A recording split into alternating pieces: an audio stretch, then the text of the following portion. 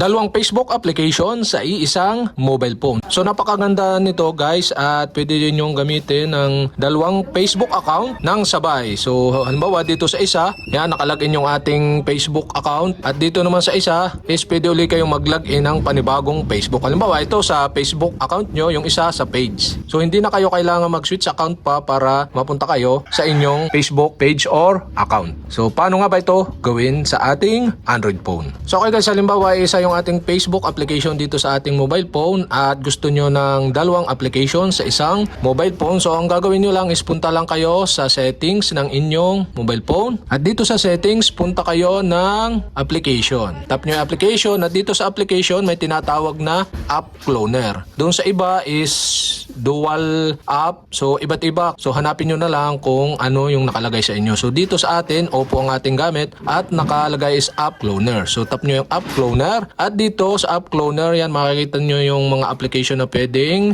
gawing dalawang application. Yan, itong tatlo, Facebook, Messenger at WhatsApp. At may iba pang mga application, tap nyo lang itong app that can be cloned. Yan, makikita nyo dito yung mga available na pwede pang i-clone yan na application. So back tayo, at ang ating i-clone or gagawing dalawang application sa ating mobile phone is Facebook. So naka-off siya. So tap nyo lang yung Facebook at i-on nyo itong switch button dito, yung create app clone. At dito pwede nyong paltan ng pangalan, rename app clone. So pwede nyong paltan yan. Yan. So for now hindi muna natin papaltan. At yan, naka-create na tayo ng another application. So back tayo at makikita na natin na dalawa na yung application natin. So dito pwede tayong mag-login ng panibagong account natin sa Facebook application na to.